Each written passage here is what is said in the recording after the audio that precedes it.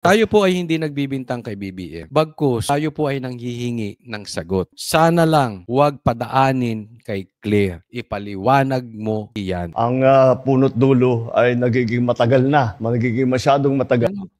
Parang sinuntok. Napakaliwanag oh. Parang nga siyang bungal eh. Ang pagbigay ng mga benepisyo na ito. Kaya ang aming ginawa ay sabi ko, kami na. Tayo na ang magbuo ng mga dokumento. Tayo na ang mag-ayos ng kanilang mga Problema to. Ako, I will really believe yung mga sinasabi na pag hindi nagpaliwanag dito si Marcos, hindi natin pwedeng sisihin yung taong bayan kung nawawala na ng confidence kay Marcos at sa gobyerno. Kasi kung may problema tayo sa ibabaw, ayaw magpaliwanag, ayaw gumawa ng paraan, dededmahin lang, masisisi ba natin ng taong bayan? Anong gusto nyo? Tutukan namin ng baril ang taong bayan para maniwala na Marcos is in good health? Hindi mo pwedeng pilitin ng taong bayan. Ginagawa nyo yan sa sarili ninyo.